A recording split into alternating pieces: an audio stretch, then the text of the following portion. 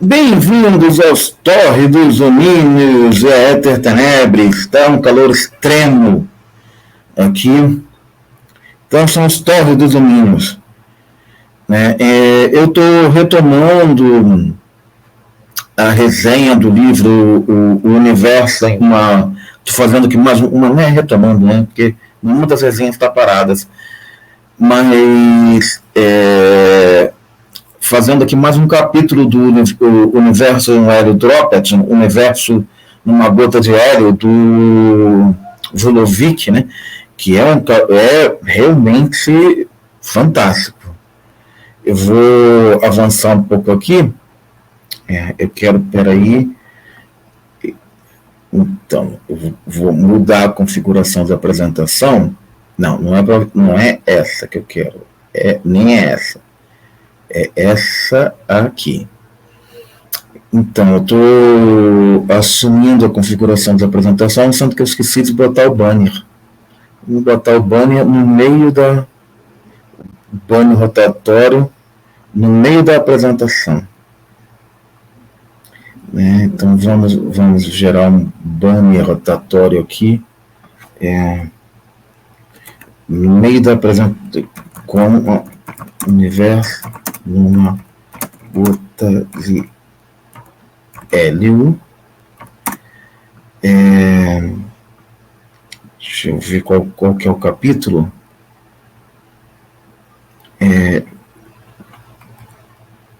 Não era isso que eu queria. Vamos editar universo numa gota de hélio. Numa gota de hélio. Vamos editar isso aqui. De hélio.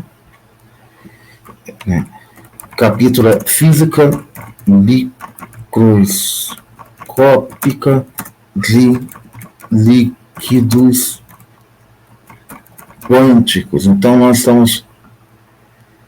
E aí é botar para rodar. Tá lá. Então, agora sim, agora vamos lá.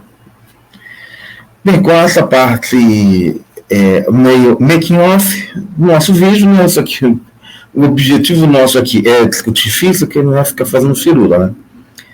Então, por isso que tem essas coisas, às vezes, menos que aparentam menos profissionais, porque não é o objetivo. Então, tá aí o livro nós vamos fazer mais um capítulo dele. Eu botei aqui na apresentação que nós vamos fazer o capítulo 3 e 4, mas ficou muito longo. E eu preferi fazer só o capítulo 3, que é um tema já, né, bem significativo. Então nós vamos fazer a física microscópica de líquidos quânticos e a gente começa logo já com algumas definições. Definindo o que são esses tais líquidos quânticos, né? São afetados por efeitos quânticos, eles são... existe uma indistinguibilidade das partículas componentes, a gente não consegue distinguir uma partícula da outra. A definição 2 é um fluido capaz de escoar sem dissipar energia. Na verdade, isso é uma definição de superfluidos, né? Então,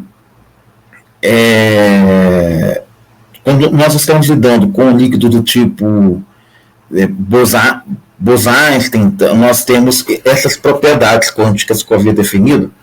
E esse tema foi recentemente um destaque da Sociedade Brasileira de Física, onde no trabalho lá os caras chacoalhavam o condensado do Bose-Einstein em equilíbrio para gerar aquilo que se chama de ondas de Faraday.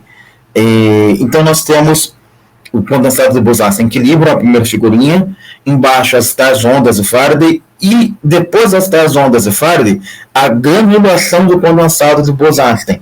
Então nós temos 3 fases do condensado de Bose-Einstein nessa figurinha aí. Eu recomendo, se está aqui, se foi colocado lá como destaque da semana na Sociedade Brasileira de Física, já tem um tempinho, mas está nessa referência que eu estou dando aqui. O estudo explica como o fluido quântico se fragmenta em grãos, como ele se granula. Então, ele está em uma fase de equilíbrio, ele passa por essas tais ondas de Faraday, né? E depois ele vai nessa fase de granulação. Como a gente está fazendo uma discussão, como existe essa discussão de que o superfluido, que condensados de bosons são líquido, desse tipo de líquido, pode ser um modelo para explicar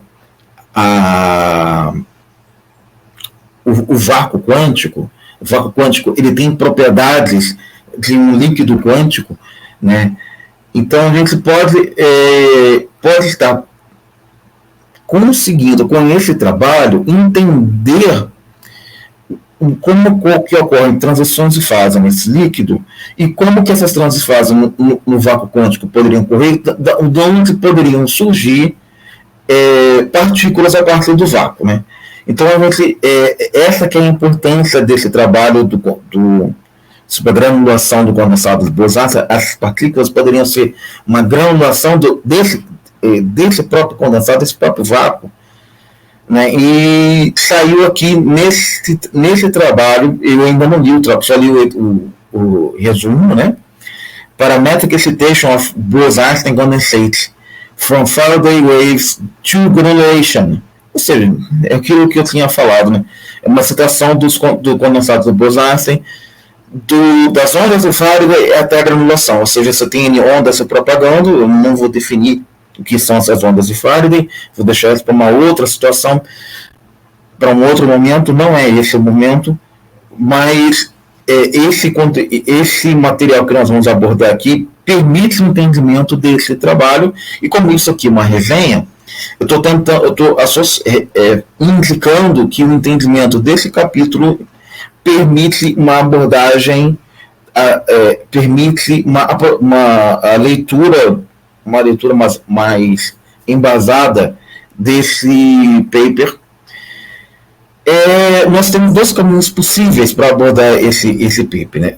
Um tratamento para abordar os líquidos quânticos, né?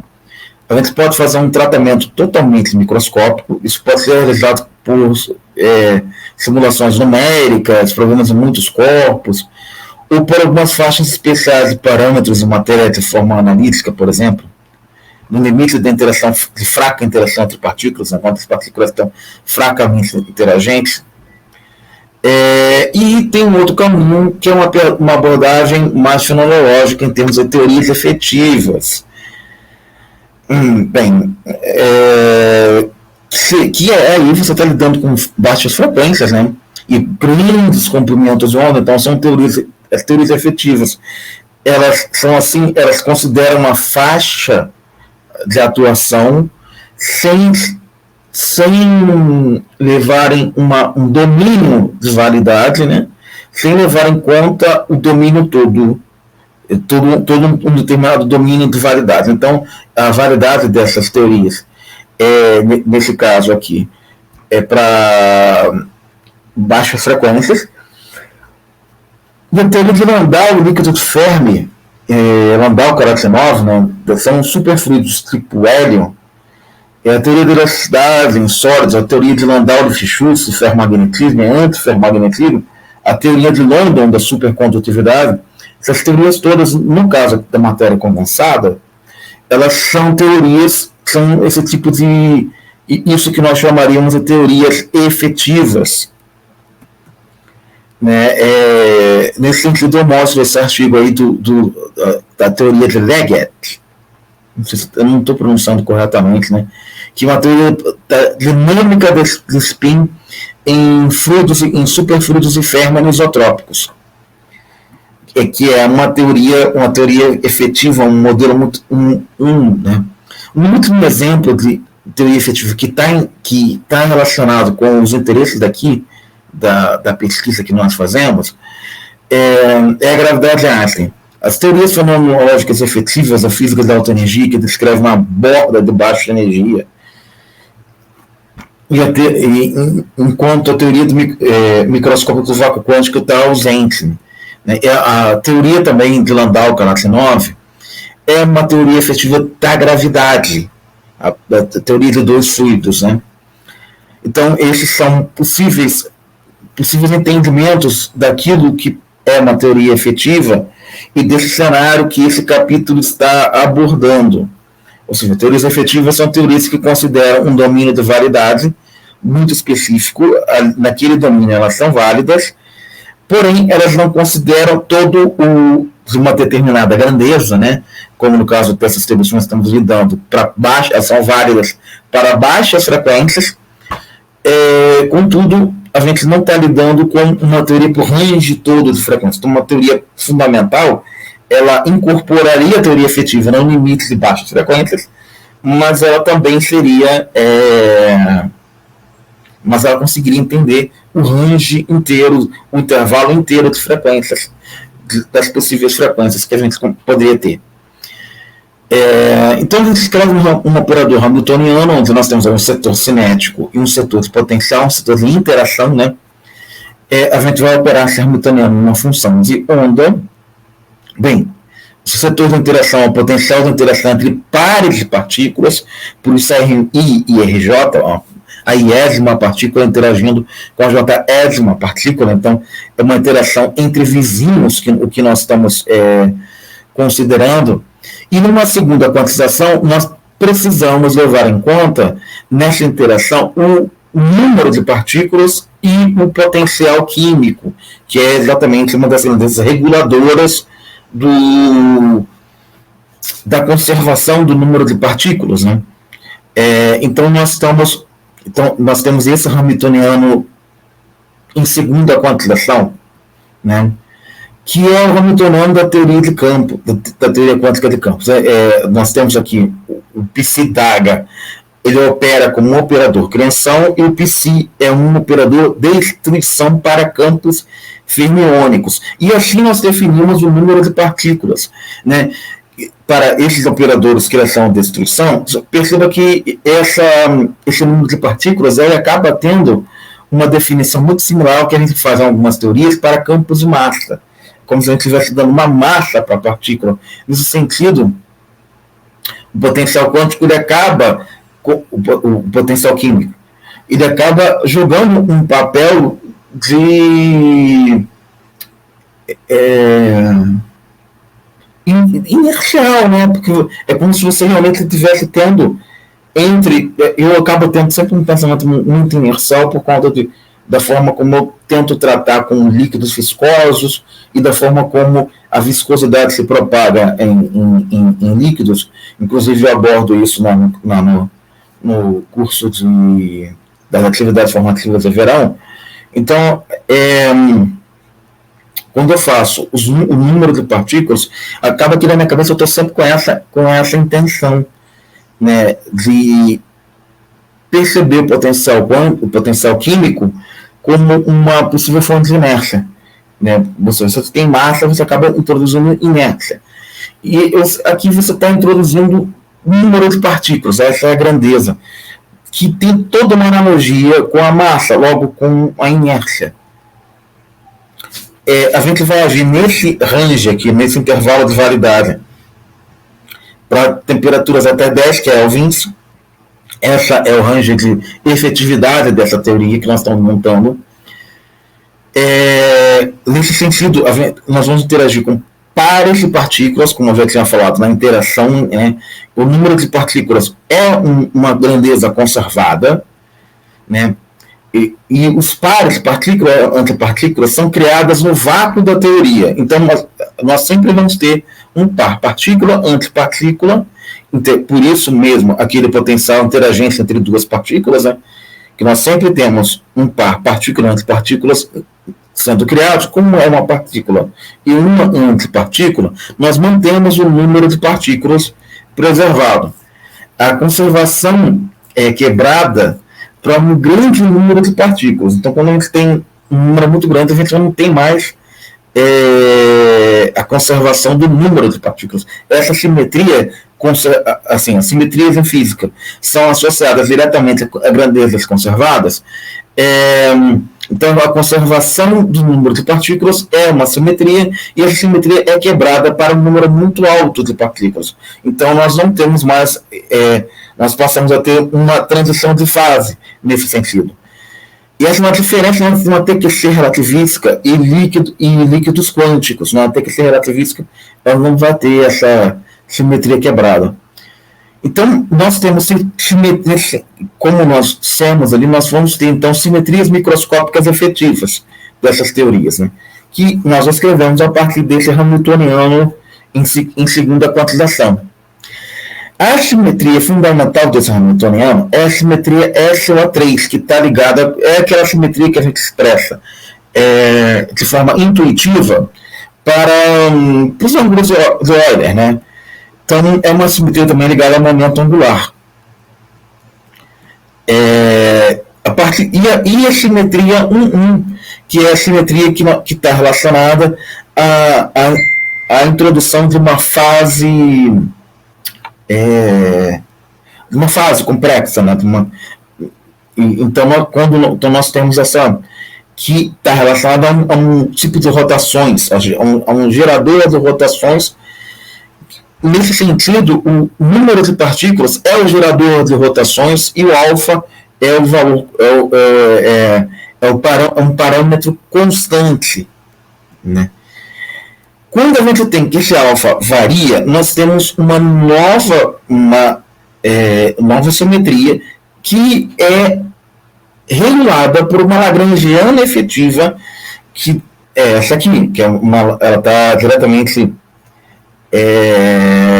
ligada com o operador de Lambertiano em coordenadas curvas, né? Então, e a gente pode perceber a variação desse parâmetro que anteriormente tinha dito que era constante, mas que ele pode ter pequenas variações, que quando a gente passa a considerar essas pequenas variações são como fônons que se propagam em um fluido homogêneo, inhomogêneo. Por isso aqui a discussão, a indicação da gente conversar sobre aquelas ondas de Faraday que eu falei no início. E isso representa uma quebra de simetria. Antes esse elemento era constante, isso é uma simetria. Quando a gente quebra a simetria, ele passa a não mais ser uma constante, ele passa a ser uma variável.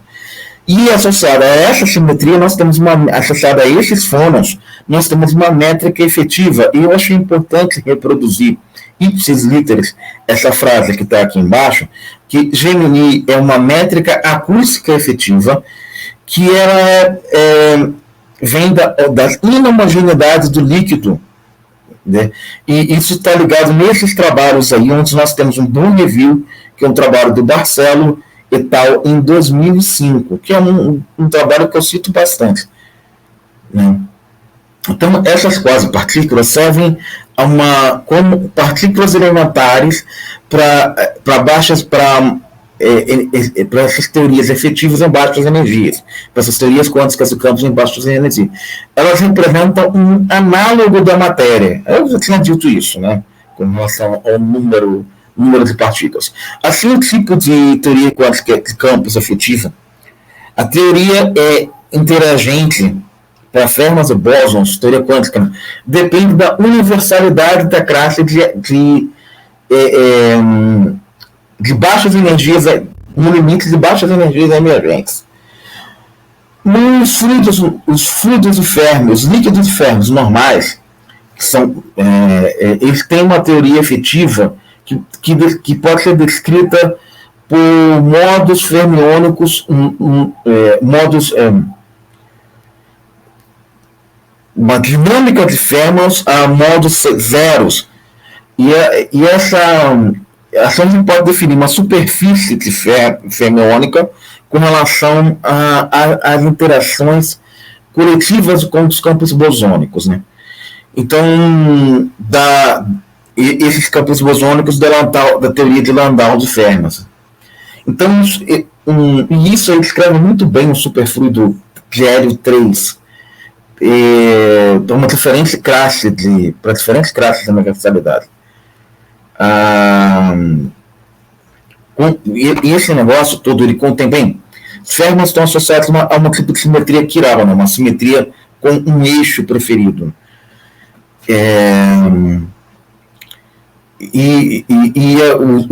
os bósons são caracterizados pelos por modos coletivos. Então, nós temos que essas partículas elementares podem fazer um campo de gauge, podem ser entendidas como campos gauge e gravidade. Esses campos eles emergem juntos dos invariantes de gauge de Lorentz e dos elementos covariantes da teoria fermiônica. Então, eles têm um tipo de teoria do tudo efetiva, né? E o vácuo do modelo padrão tem a mesma classe de universalidade das teorias RQF, que são Relativistic Quantum Field Theory, né? Do modelo padrão, que correspondem a uma teoria efetiva.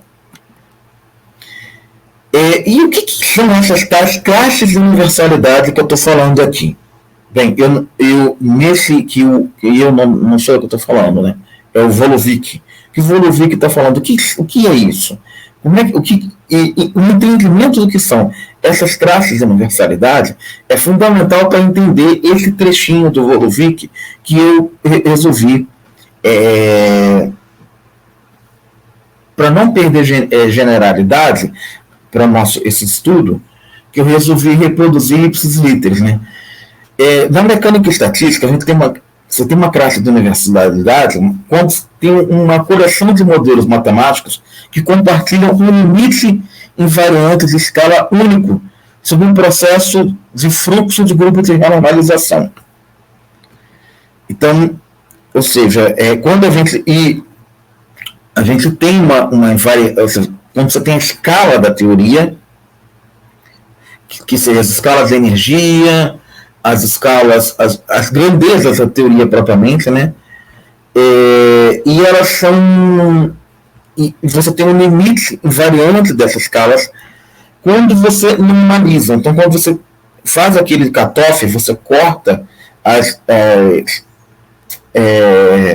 energias que vão para o infinito, os limites, em geral, da energia, né? Que vai para o infinito, você corta esse pedaço, você despreza esse pedaço, você está desprezando isso em uma escala única, né, invariante. Então, quando você tem uma classe de modelos matemáticos que compartilham o mesmo limite de escala, ele tem o mesmo, você tem uma classe de universalidade.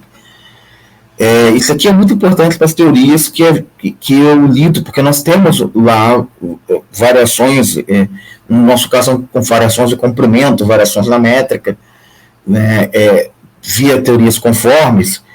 Teorias conformes, em geral, são teorias que levam em conta transformações de escala, né? A transformação conforme é uma transformação de escala, onde você amplia as escalas ou diminui as escalas. Né? Você está fazendo um mapeamento e tem uma função ali que multiplica, por exemplo, a métrica e torna a métrica, torna a distância entre os pontos maior ou menor. Então, a gente tem aqui o mesmo limite de escala, a gente tem uma classe de universalidade. E isso é uma definição da mecânica estatística do livro do... A gente vê muito bem isso. Eu acho que talvez eu devesse ter alguns trechos do Salinas para fazer melhor essas definições, para que elas não ficassem tão truncadas. Bem, isso aqui é uma leitura, né? E eu acabo falando da minha leitura do livro, mas aí quando eu apresento eu acabo pensando que isso aqui está um pouco truncado, né?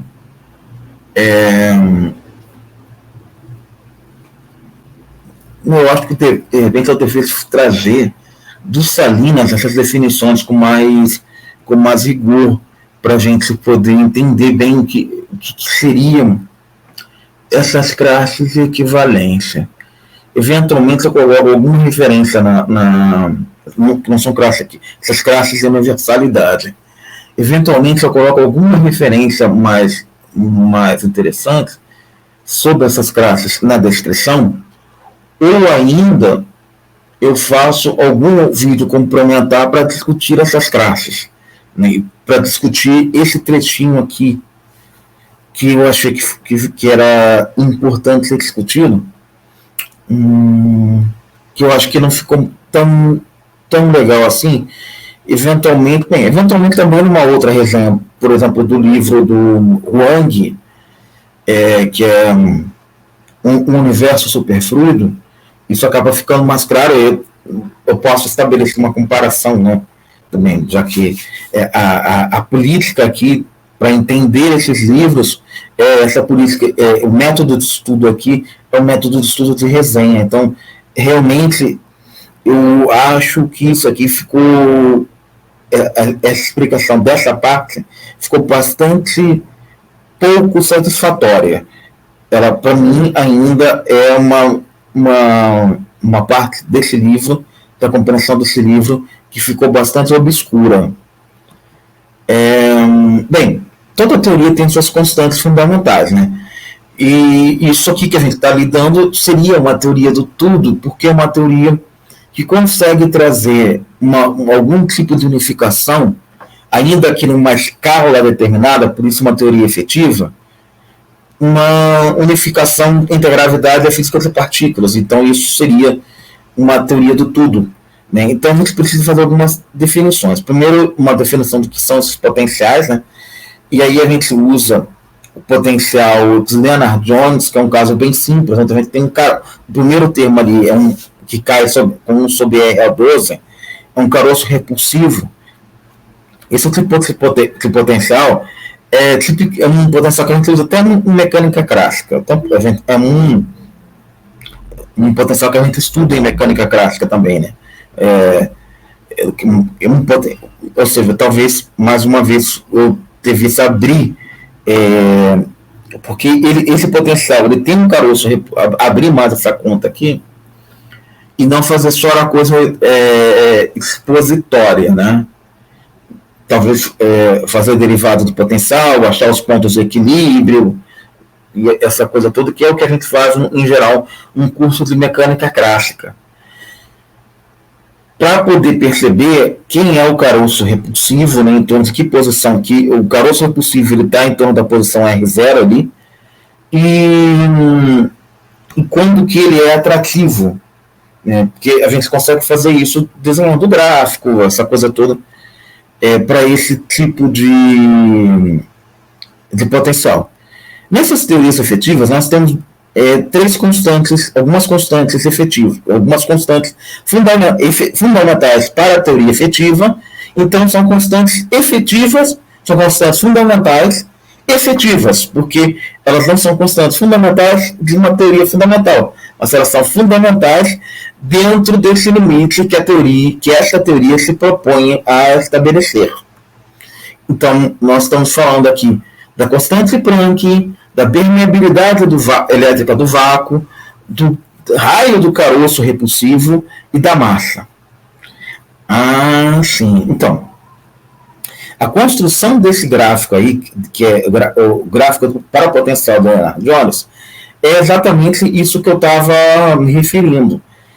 Que eu deveria ter feito as contas, que a gente deriva, a gente acha esse ponto de mínimo, a gente acha esse R0, que é o setor do caroço repulsivo, né, a gente acha, então, a gente faz essa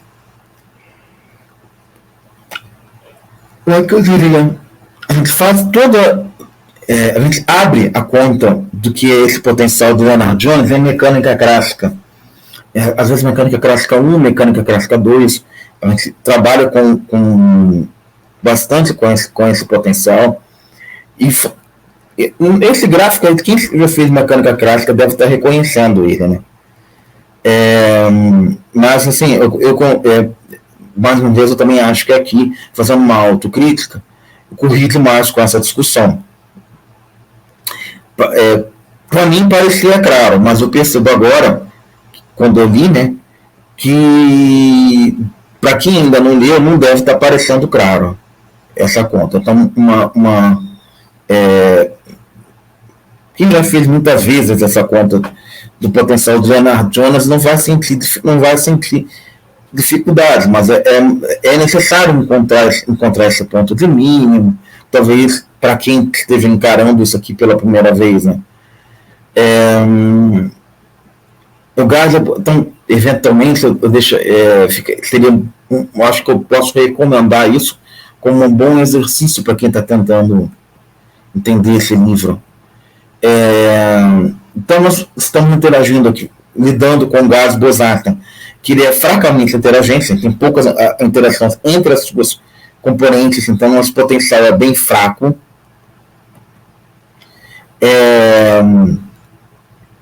Como resultado, no estado de vácuo, a maioria das partículas está no condensado, ou seja, no estado com um momento mínimo, né, que é o momento P igual a zero. Então, tem a maioria das partículas nesse estado.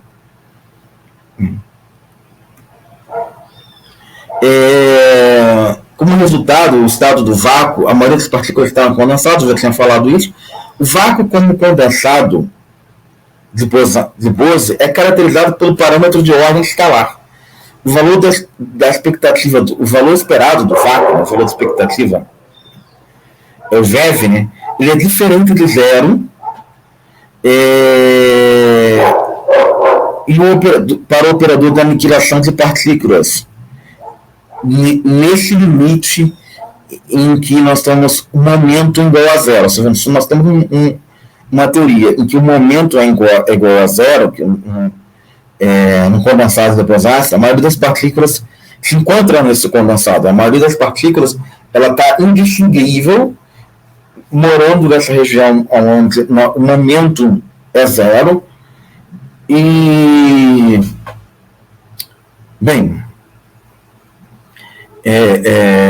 onde o momento é zero, você não tem momento, então você não tem a propagação de inércia, pensando aqui que o momento poderia ser uma corrente de inércia.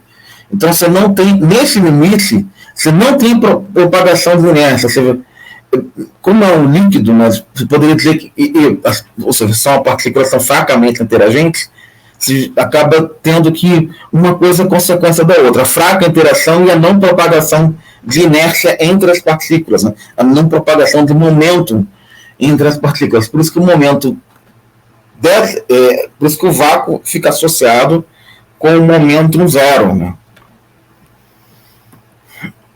Então a gente constrói aí os operadores, aniquilação nesse limite no gás fracamente interagente, aniquilação e criação, né?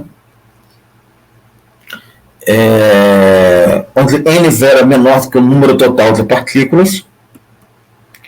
Aqui N0 é o número de partículas condensado de Bose-Einstein, como eu estava falando, e φ é a fase do condensado. O estado de vácuo não é invariante sobre a simetria 1, que é a simetria de rotação, né? Que é o gauge global de rotação. E os estados de vácuo são degenerados, ou seja, você pode ter várias partículas no estado. O vácuo para diferentes φ são distinguíveis, porém tem a mesma energia. Então você consegue distinguir que tem vácuos diferentes, porém todos com a mesma energia. E a escolha de um vácuo particular com φ igual a zero, ela é uma escolha tanto quanto arbitrária, né? Assim, o número de partículas no condensado é grande e nós podemos criar esses operadores, a P e a DAG, operadores de aniquilação e construção, como campos clássicos. Isso aqui é exatamente como a gente faz lá no oscilador harmônico quântico, né? A gente está considerando que essas particulinhas todas elas são osciladores harmônicos. Então, se a gente não tem interação entre os osciladores, o vácuo está completamente representado pelo condensado de Bose-Einstein de N0 igual a N, assim, com o número de partículas. Assim, a interação para uma fração das partículas que está no estado P igual a zero, essa interação é muito pequena. E a fração de partículas que não estão no condensado, ou seja, elas não estão não tem no vácuo, ela é pequena. Assim, nós temos que um momento. Então, nós temos um momento, um P muito pequeno. Esse é um resultado, no caso que ocorre unicamente quando a componente de Fourier é zero. Assim, um par de potenciais o potencial do par de partículas ele é relevante. E ele pode ser aproximado como uma função. Então, você acaba tendo que um par de partículas, uma função delta, ele pode ser representado como um caroço. Por isso que a gente está usando o potencial de Lennard-Jones, que tem aquele caroço repulsível. Repulsivo. Não repulsível. Então, a gente escreve o Hamiltoniano quântico, como nós havíamos escrito, onde ele tem essa parcela aí associada com o potencial, com o número de partículas. Tem um setor cinético, onde mora, inclusive, o elemento, o potencial químico, né, que dá a variação do número de partículas. E a gente tem um outro setor ali, que é bem interessante, esse outro setor, que eu vou falar. 70. Aqui, né? Esse setor, ele não conserva o número de partículas, porque ele está... Esse setor aqui, puramente de operadores de aniquilação e destruição, e esse setor, ele não conserva o número de partículas, pois ele está associado à quebra de simetrias. Então, quando você está construindo duas partículas e está destruindo duas partículas, você não tem conservação do número de partículas para esse setor que eu estou destacando, nesse setor mais geral do Hamiltoniano, onde nós temos operadores de construção e destruição e aniquilação, né? Então a gente minimiza essa parte do Hamiltoniano aí, onde a gente consegue definir um setor que é o potencial químico,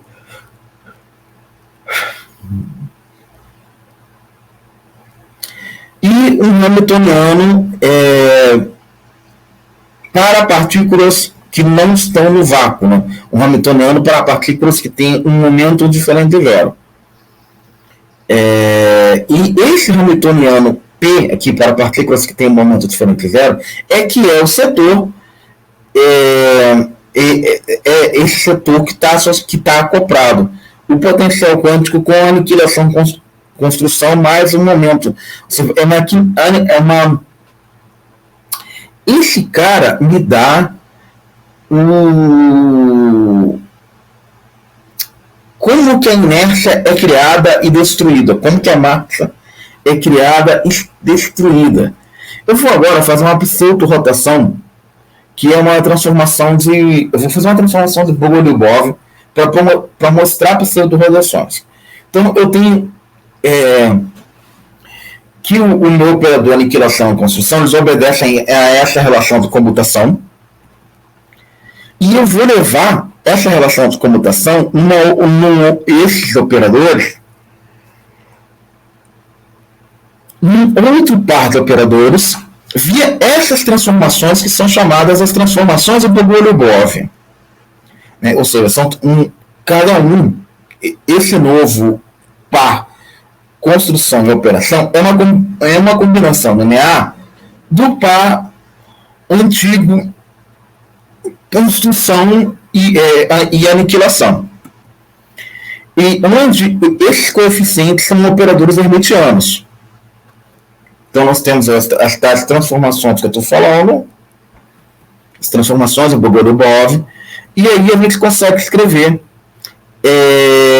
esse novo Hamiltoniano para essas transformações de Bogoliubov, e a gente impõe, ou seja, a gente vai do lado direito aqui dessa equação, a gente vai usar as propriedades de comutação dos operadores aniquilação e destruição originais, e isso vai, quando a gente usa essas propriedades, a gente consegue, fazendo essa conta do lado direito, associar esse lado direito com a relação de comutação inicial e essa soma entre as amplitudes U e V. E para que essas amplitudes U e V, já que elas são grandezas reais, como nós havíamos dito, né, porque os operadores têm que ser hamiltonianos, então a gente pode associá-las dessa forma, fazer uma mudança de variáveis e encontrando essa identidade hiperbólica. Essa identidade hiperbólica é o que eu estava falando, que são as tais pseudo-rotações. Então, as transformações Bogoliubov, elas são ligadas com pseudo-rotações por esse procedimento que eu fiz. Nesse sentido, eu vou agora construir meu hamiltoniano dependente de P e vou diagonalizá-lo, pego ele de novo, vou diagonalizar, vou encontrar os autovalores dele. Encontrando uma vez diagonalizado, encontro os autovalores deles, os autovalores são esses aí.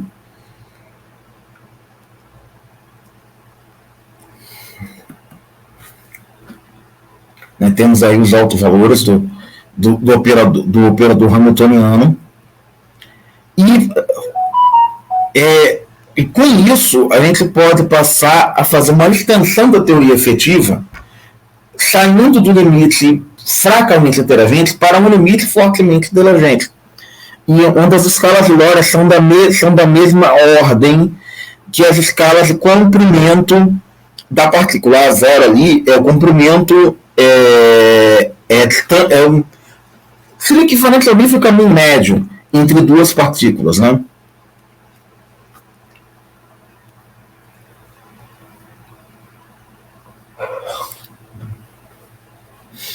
O modelo de densidade de um líquido isolado, a temperatura nula deve ser atrativo, negativo, em um número pequeno e repulsivo, positivo, para um grande número de partículas, para fornecer uma densidade de equilíbrio do líquido, ou seja, tem uma densidade em que o líquido ele para de ficar transitando de fase, né? E o potencial químico deve ser negativo para evitar a evaporação do líquido, porque o líquido permaneça líquido. O líquido deve ser localmente estável, ou seja, as frequências próprias dos módulos coletivos devem ser reais ou sua parte imaginária deve ser negativa. Isso tudo decorre do que nós havíamos falado anteriormente. Então, quando a gente está lidando com gás de Bose ao líquido de Bose, nós lidamos com esse modelo de densidade ao líquido isolado a temperatura nula, para as constantes alfa positiva e beta também. Então, nós vamos ter uma densidade de partículas dependente do momento, que é dada por isso, né? Assim, exemplo lá do que nós vemos na mecânica estatística. E com isso a gente começa a conseguir escrever as quantidades termodinâmicas desse objeto. A gente começa a conseguir escrever a equação de estado desse objeto, né? Então nós temos a pressão da densidade via densidade de equilíbrio, né? E no número, como a pressão é nula, nós ficamos com isso. Esse valor, esse é o número mínimo de partículas, né, em termos dessas duas amplitudes.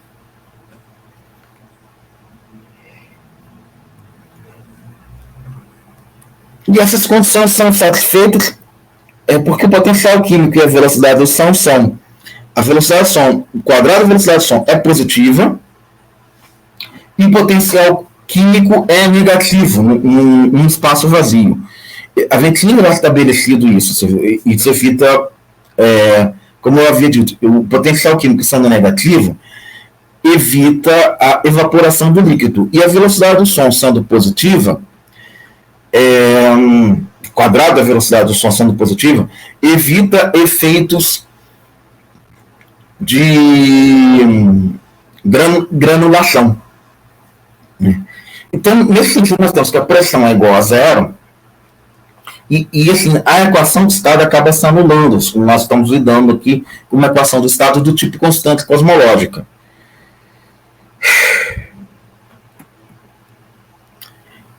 Acabei adiantando isso, que é uma equação de estado do tipo constante cosmológica em gravidade efetiva. Ou seja, então nós estamos fazendo aqui um modelo para um condensado de Bose, um gás de Bose, um líquido de Bose, em que a constância cosmológica aparece naturalmente como associado a um líquido de Bose.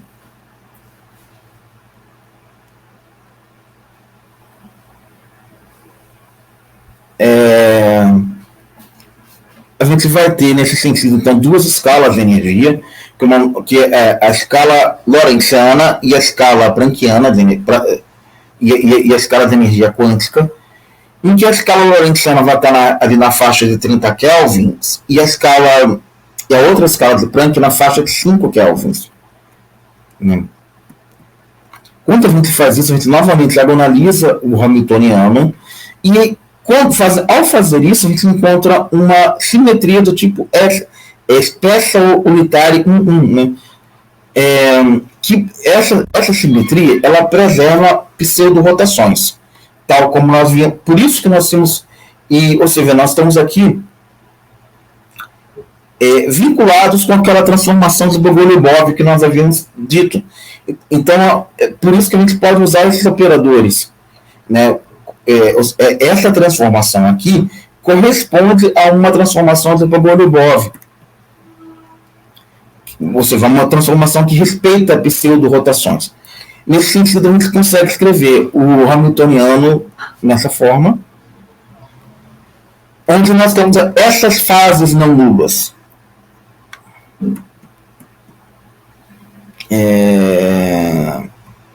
Temos aí o Hamiltoniano e tal, que ficam dessa forma comprados com os operadores construção e aniquilação e os operadores de inércia. Portanto, nós temos esse perfil de relação de dispersão, que é um perfil totalmente relativístico, né? E a velocidade do som fica associada ao potencial químico e à massa, a velocidade do som ao quadrado. Esse procedimento ele faz um censo entre as interações dos átomos como sendo repulsivos, isso é, o potencial é maior que zero, o potencial químico é maior que zero, ou seja, esse cara evapora. Em contrapartida, a velocidade do som ao quadrado é negativa, ou seja, a velocidade do som imaginária. E nesse sentido, a gente vai ter um colapso desse condensado como um líquido ou uma explosão, né? Que a condição para uma velocidade do som negativa, velocidade do som imaginária, implica nesse tipo de acontecimento, ou ainda num tipo de espaço-tempo que nós chamaremos de metamaterial, que é uma linha de pesquisa bastante forte hoje em dia, em que se estuda se faz uma associação do vácuo cosmológico com estados metaestáveis, né, que o vácuo cosmológico seria algum tipo de estado metaestável, e metaestável está associado com essas condições que eu estou apresentando aqui. Então, tem uma linha de pesquisa bastante promissora com esses artigos que eu estou mostrando aí, né?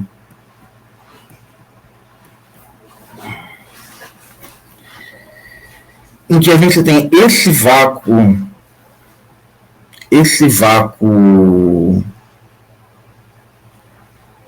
o vácuo construído dessa forma por um operador de aniquilação, né? Isso é um tipo de renormalização. Você estabelece que o operador de aniquilação nos dá o vácuo e que o alto valor dele operando no vácuo é nulo. Dessa forma, tem a conservação do número de partículas e quase partículas não são espalhadas pelas flutuações, ou seja, as oscilações não interferem com as quase partículas. Ou seja, ele está num limite não interagente em que o momento é muito menor que MC. Portanto, a gente consegue escrever a relação de dispersão, ainda que com alguma influência relativística, mas uma relação de dispersão tipicamente clássica, com tipo P quadrado sobre M, onde a propagação do som está associada com potencial quântico, né? Então, nesse limite aí de momentos muito baixos, a gente pode ter partículas não massivas como uma relação de dispersão do tipo Phonon, né? E que a velocidade de propagação delas é dada por essa derivada do potencial químico em relação ao número de partículas. E o número de partículas fica desse jeito, né? Associada a essa dispersão. Bem, são procedimentos lá da mecânica estatística, onde a energia do gás para um gás bosáceo fracamente interagente na região do vácuo é dada dessa forma. Ou seja, ela fica em termos do potencial quântico aqui, das dimensões do sistema, do potencial entre as partículas, e o resto é da relação de dispersão da partícula, sendo que o momento aqui está embaixo, né?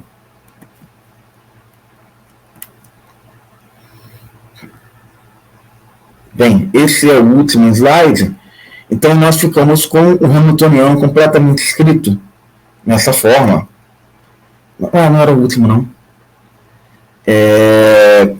Portanto, a gente tem o somatório das energias no espaço dos momentos e o somatório das energias no caso de uma partícula não massiva, né, em que a gente consegue escrever o somatório desta forma, ou seja,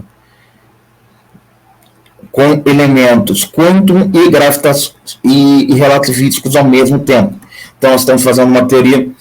E essa é aquilo que nós chamamos de energia D.0, que é a energia do vácuo. Para um número de partículas, dada uma densidade de partículas N, né, que é dado dessa forma. Então, nós temos aí a energia do vácuo estabelecida, em termos dessas constantes, que é a constante de Planck, massa, velocidade de propagação do som e densidade de partículas, né? Sinto que isso aqui está valendo para os casos em que as dimensões, a proximidade entre cada uma das partículas é bem pequena.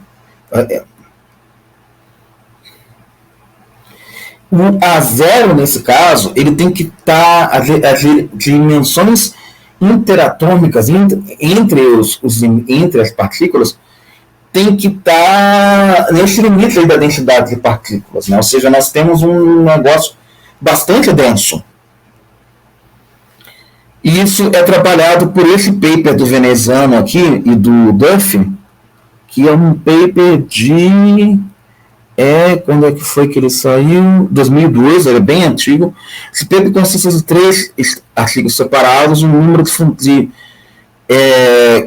constantes fundamentais na física, onde nós estudamos em 92 no CERN, né, no evento de verão que aconteceu lá, do ponto de vista das divergências e decisões explicadas em posições correntes. Ou seja, ele está lidando aqui com o desenvolvimento das constantes fundamentais de uma teoria efetiva, ou seja, de como que a gente pode classificar essas constantes, né, no limite dessa dimensionalidade que nós estamos lidando. Esse artigo é interessante de ser lido logo após a leitura desse capítulo, assim como esse livro. Então, isso é muito interessante, porque a gente tem uma propriedade que as constantes fundamentais dependem da escala de energia que a gente está interagindo para esse caso de teorias efetivas, né? Então, essas são as constantes para essas escalas de teoria de energia, onde a escala de Planck 2 é muito maior do que a escala de Planck 1. Então, nesse intervalo, essa construção que foi feita, ela é válida, e a escala de Planck aqui, ela fornece a violação da simetria de Lorentz e o cutoff da energia, como foi dito no capítulo anterior.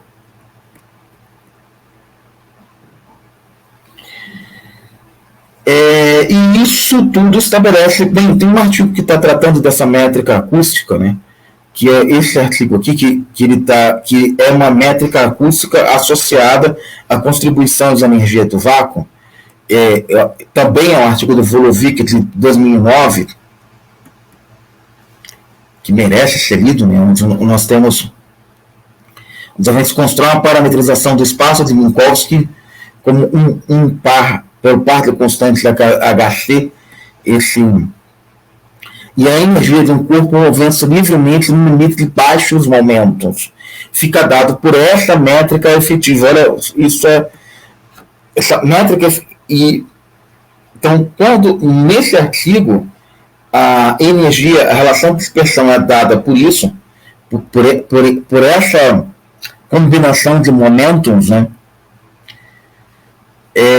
Onde esse K e K ele é dado, ele é um operador de inércia, dessa forma como nós estamos vendo. Então, se a gente tem dois parâmetros do corpo, a massa inercial está ligada com a energia cinética, e os invariantes lógicos da teoria são os mesmos da relatividade especial, conectar dois parâmetros do corpo, massa inercial e massa residual, via a velocidade da luz, do jeito que está expresso aqui. Então, nós temos essa relação de dispersão, que é exatamente a relação de dispersão einsteiniana, e que concebe o limite para fônons e fótons, né? Desse objetivo e dessa construção, nós também conseguimos deduzir um tipo de espaço-tempo para a constância cosmológica, associando a constância cosmológica como uma pressão do vácuo. Exatamente como eu estou fazendo aqui. Assim, o potencial químico joga o papel de multiplicador de Lagrange no equilíbrio, né? E estamos interagindo também numa situação em que a temperatura é nula, encontrando a mesma relação a mesma equação de estado para a constante cosmológica. Então, essas aqui são formas de se encontrar a equação de estado para a constante cosmológica, sendo que nesse caso a pressão é positiva e o gás de Bose com interação fraca pode existir somente sob pressão positiva externa. O que é muito curioso, né? Porque quando a gente faz isso, a gente percebe que essas teorias efetivas não conseguem prever o sinal da pressão. Bem, nós vamos seguir, eu acho que essa é a conclusão, assim, que as teorias efetivas elas têm uma dificuldade para prever o sinal da equação do estado. Por isso, a dificuldade para prever, via teorias efetivas, a constância cosmológica é positiva ou negativa. E a gente vai avançar essa discussão no capítulo 4, com teorias efetivas e superfluidos. Bem, eu agradeço a atenção de vocês para essa leitura do capítulo 3. Acredito que uma primeira leitura ainda bastante débil desse capítulo 3, desse complicado livro do Volovic. E caso vocês tenham gostado dessa discussão acerca desse capítulo, queiram ajudar a continuidade desse canal, fazendo uma doação Pix, caso considerem, né? Fazer uma doação Pix para esse Pix aí. Então, eu agradeço a todos a atenção aqui e vamos encerrando esta gravação. Sejam bem-vindos aos Torre dos Domínios Éter Tenebres.